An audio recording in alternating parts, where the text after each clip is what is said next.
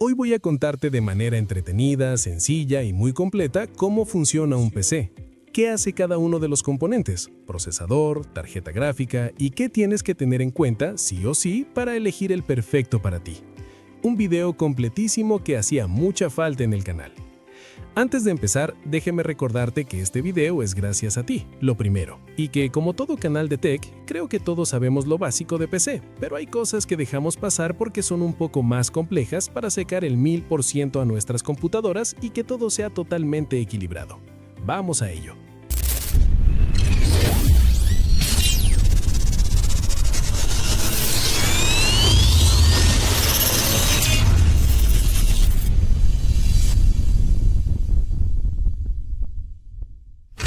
Empezamos con la CPU. ¿Qué es y para qué sirve? Mira, la CPU o unidad central de procesamiento, también conocida como procesador, es el cerebro de la computadora.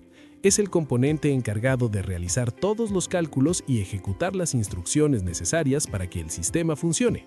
Sin CPU no habría PC. Todo lo que hacemos, navegar por internet, redes sociales, jugar a videojuegos o editar videos, pasa por ella. ¿Y cómo funciona realmente? Pues siguiendo un proceso que conocemos como ciclo de instrucción, que es muy fácil de entender y que se divide en 4 pasos principales. La búsqueda. El primer paso es buscar la instrucción. ¿Y dónde va el procesador a buscarla? Pues a la memoria RAM. Decodificación, es decir, traducirla al lenguaje que la CPU entiende.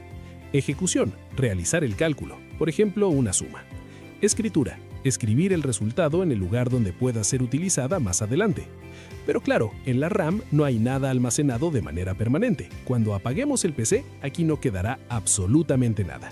Entonces, ¿de dónde recoge la información? Pues de 3 fuentes principalmente. El sistema operativo, sea Windows, Linux o el que sea, actúa como un controlador organizando los datos que tienen que estar en la RAM. Los programas, imagínate que estamos sumando números en la calculadora, pues la calculadora también será la encargada de almacenar los datos en la RAM para acceder más rápidamente. Y el almacenamiento principal, es decir, un disco duro mecánico, que cada vez está más en desuso, o un SSD. Aquí la información queda guardada de manera permanente. Lo que quiero que entiendas es que la memoria RAM tiene que cargar datos del almacenamiento principal para que el procesador o la tarjeta gráfica puedan tener acceso a ellos más rápidamente. No hay una comunicación directa entre procesador y almacenamiento, tiene que pasar por la RAM. Te pongo un ejemplo con un videojuego sencillo. Imagínate que hacemos clic para abrirlo. En ese momento el sistema operativo detecta qué texturas, sonidos o datos necesita. El sistema lee esos archivos desde el SSD y los transfiere a la memoria RAM. Y una vez que están ahí, ahora sí, el procesador y la gráfica pueden acceder rápidamente para renderizar gráficos o procesar movimientos del personaje. Por eso es tan importante que RAM, almacenamiento y procesador estén bien equilibrados para no tener cuello de botella. Velocidad, núcleos e hilos. Al detalle.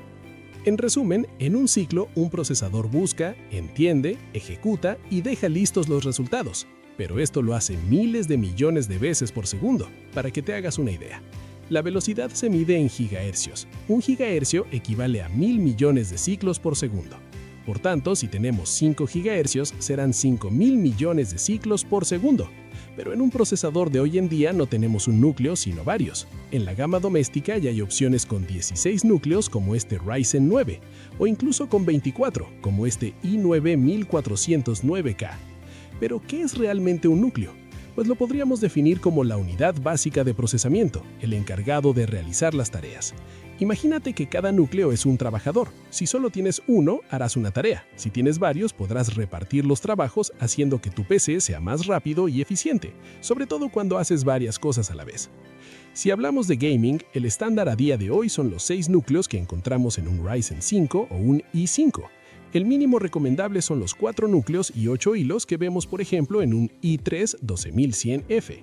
Y honestamente no recomiendo en ningún caso comprar algo que tenga más de 8 cores como un Ryzen 7 si solo vas a jugar. ¿Por qué? Porque tener más núcleos para jugar no te dará ningún tipo de ventaja real. Sí para productividad, pero para gaming no. ¿Y qué es un hilo? Habrás escuchado 1000 veces hablar de 6 núcleos y 12 hilos. Técnicamente, un hilo o hilo de ejecución es la unidad más pequeña de procesamiento dentro de un núcleo. Básicamente representa una secuencia de instrucciones que el núcleo puede ejecutar de manera independiente. Si un núcleo es un trabajador, un hilo sería como una tarea concreta que ese trabajador está haciendo. Si tenemos dos hilos, puede trabajar en dos secuencias de instrucciones al mismo tiempo. A esta tecnología en Intel se le llama Hyper-Threading y en AMD SMT, Simultaneous Multithreading. Y aunque Intel nos trajo esta innovación en 2002 con el Pentium 4, ahora con su última generación, Core Ultra 200, la ha abandonado. Volvemos a tener tan solo un hilo. Parece contradictorio, pero Intel ha apostado por una arquitectura híbrida de núcleos de alto rendimiento y eficientes. Es decir, nos encontramos con núcleos grandes y potentes y otros más pequeños encargados de tareas ligeras o en segundo plano. La placa base y el VRM, el corazón. Vale, procesador yo creo que he explicado, ¿no? Pues para montarlo, junto a la RAM y el almacenamiento, ¿qué necesitamos? Una placa base, ¿verdad? Pues entendámosla. Mira, si la CPU es el cerebro, la placa es el corazón. Por ella tiene que pasar todo, es decir, es por donde se comunican todos los componentes. ¿Cómo funciona? Pues permitiendo que interactúen entre sí a través de circuitos eléctricos y puertos y distribuyendo la energía eléctrica a cada uno de ellos. Para elegir una, lo primero que tenemos que tener en cuenta es la compatibilidad del socket, es decir, que podamos meter el procesador en el zócalo de la placa base y que ésta a su vez lo reconozca.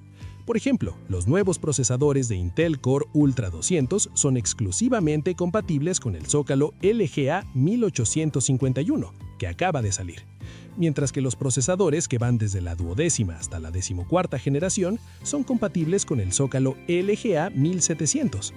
Lo segundo a tener en cuenta es el chipset. Por ejemplo, para un Ryzen 7 9800X3D tenemos que utilizar una placa de la plataforma AM5, pero podemos elegir un chipset B650, X670 o X870. Esto es determinante porque va a marcar cosas como si podemos hacer overclock, elevar las frecuencias, qué cantidad de puertos vamos a tener, qué soporte para la memoria RAM, 128 o 256 GB y a qué velocidad puede trabajar.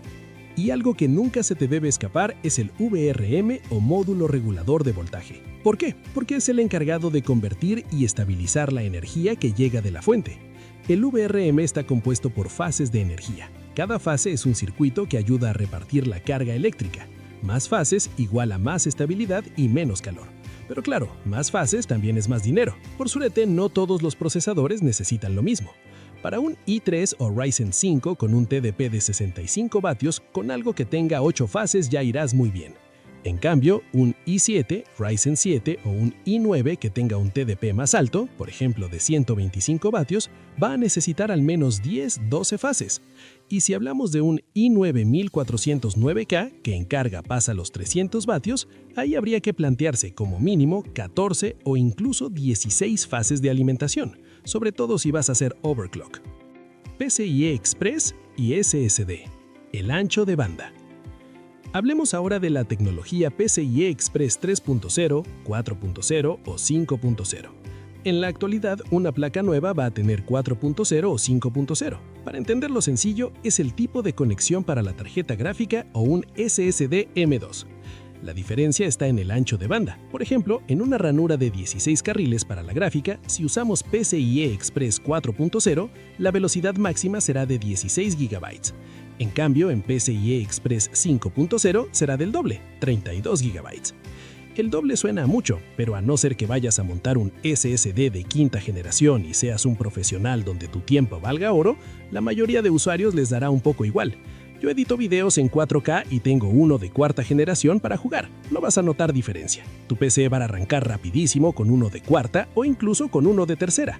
Por eso, durante 2025, un SSD de cuarta generación y placa PCIe Express 4.0 seguirá siendo la compra más inteligente.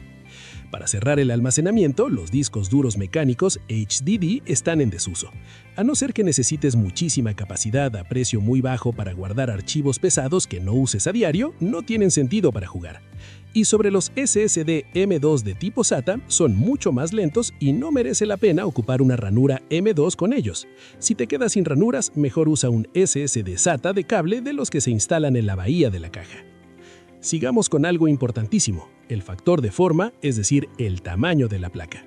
Hay 4 principales: ATX, que es el estándar; Micro ATX, un poquito más cortita, es la mejor relación calidad-precio y lo que más se vende; eATX las más grandes, orientadas a workstations y mucho más caras.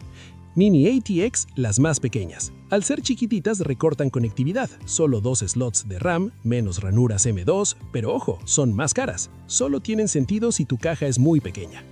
Asegúrate siempre de que tu placa tenga lo que necesitas: Wi-Fi, Bluetooth y suficientes puertos USB de segunda, tercera o cuarta generación. Memoria RAM, velocidad y latencia. Hablemos ahora sobre la memoria RAM. Ya explicamos que es una memoria volátil que sirve para comunicarse con la CPU, así que ahora nos centraremos en cómo elegirla. En la actualidad se comercializan dos tipos, DDR4 y DDR5. En plataformas como AM5, Ryzen 7000 y 9000 y LGA 1851, el Core Ultra 200, solo podemos utilizar DDR5. En cambio, en Intel de 12ª a 14ª generación, podemos elegir placa para una u otra, pero ojo, no son intercambiables. ¿Qué diferencias hay? Las esperadas: más velocidad, capacidad y eficiencia en la nueva generación. Mientras que en DDR4 lo común son 3200 o 3600 MHz, en DDR5 el estándar de calidad-precio está entre 6000 y 6400 MHz, aunque ya hay módulos que superan los 8000. Pero no solo mires la velocidad, también importa la latencia CL, Cache Latency. El CL mide los ciclos de reloj que tarda la RAM en entregar los datos desde que recibe la orden. Aquí, una cifra inferior es mejor. Por ejemplo, un kit de 32 GB CL16 en DDR4 es muy competitivo. En DDR5, una buena latencia ahora mismo es CL30 o CL32, que es más cara pero más rápida que los primeros módulos CL48 que salieron. Sobre la capacidad, es la cantidad de datos que puede almacenar: 8, 16, 32 GB. Si tienes menos de lo que necesitas, tendrás cuello de botella. Si tienes de más, no ganarás rendimiento, simplemente estarán ahí parados.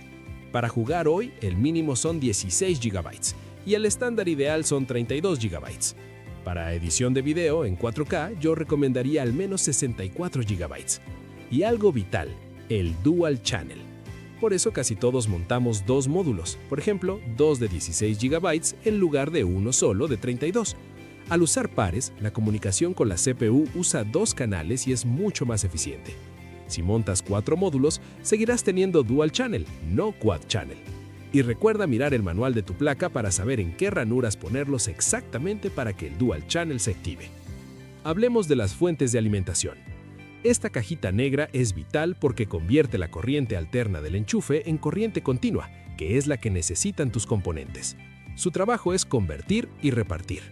Para elegir la ideal, primero conoce tu consumo. Usa calculadoras en internet y deja siempre un margen de un 15 o 20%. Si tu PC consume 450 watts, monta una fuente entre 600 o 650 watts. También fíjate en la certificación energética, 80 Plus Gold, Bronce o Silver. Esto indica cuánta energía se aprovecha. Una Gold aprovecha el 90% y una Bronce el 82%. Pero cuidado, esto habla de eficiencia, no siempre de la calidad interna de los materiales. Otro punto es la modularidad. No modulares, tienen todos los cables fijos. Modulares, solo montas los cables que vas a usar, lo cual es la mejor opción para el orden. Semimodulares, tienen fijos solo los cables esenciales, placa y CPU, y los restos solo opcionales. Ofrecen gran relación calidad-precio. Cuidado con el tamaño, el estándar es ATX, pero hay fuentes más profundas, de 180 milímetros, que igual no caben en tu caja. Y para las gráficas modernas de NVIDIA, si no quieres usar adaptadores, busca una fuente ATX 3.0. Por favor, huye de los modelos genéricos. Invierte en fabricantes como MSI, Corsair, Deepcool, EVGA o Seasonic. Vigila que tenga protecciones contra sobrecargas y cortocircuitos. Si vas a montar un equipo de gama alta o hacer overclock, la fuente debe ser acorde a esa inversión. La tarjeta gráfica o el cerebro gráfico. Hablemos de la gráfica. ¡Ay, la tarjeta gráfica! ¿Cómo nos vuelve locos a los que nos gusta este mundo? Mira, si la CPU es el cerebro del PC, la GPU, unidad de procesamiento gráfico, es el cerebro pero de los gráficos. Su trabajo es procesar y generar todas las imágenes que vemos. La CPU le da las instrucciones y la GPU toma esos datos y los convierte en los píxeles y colores que forman la imagen. Si hablamos de gaming, en NVIDIA tenemos la familia GeForce, en RX las Radeon e Intel Arc, que es la recién llegada. Aquí, como pasa con los procesadores, comparar especificaciones a igualdad de condiciones entre diferentes generaciones es un error. En NVIDIA tenemos los núcleos CUDA, que nos sirven para entender la potencia dentro de una misma familia. Por ejemplo, una RTX 4080 Super tiene más núcleos CUDA que una RTX 4070 Ti Super, y por tanto es mejor. Pero, ¿qué ocurre si comparamos una RTX 4070 Ti Super con una 3080? La 3080 tiene más núcleos CUDA, pero sale perdiendo claramente. Esto ocurre también en Intel con los Xe Cores o en RMD con los Stream Processors.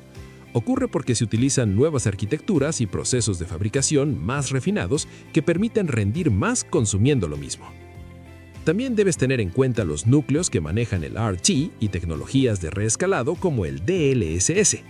En NVIDIA tenemos los núcleos RT y los núcleos Tensor, que en cada generación mejoran y ofrecen más rendimiento, por lo que tampoco se pueden comparar por cantidad entre generaciones distintas.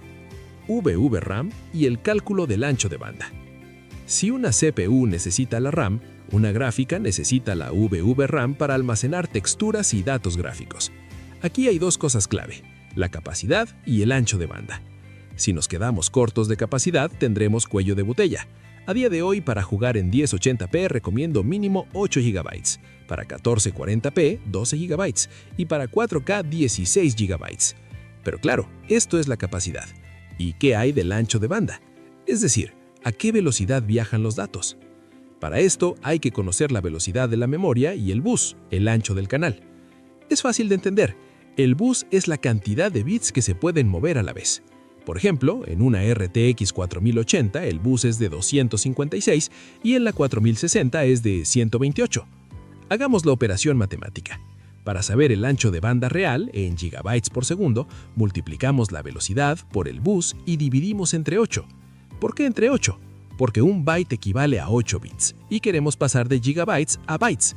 En una RTX 4080 con módulos de 22.4 GB por segundo, la operación nos da un ancho de banda de 716.8 GB por segundo. Con la llegada de las RTX 5000 y la memoria GDDR7, veremos módulos que superen los 30 GB, elevando este ancho de banda a niveles brutales. Resolución, caja y cierre. Ya sabiendo cómo funciona todo, entendemos por qué el PC debe estar equilibrado. Pero hay algo fundamental, la resolución. A medida que subes la resolución, el peso del procesador es menor y el de la gráfica es mayor. Por ejemplo, en 4K, casi cualquier CPU moderna rinde igual, incluso con una RTX 4090.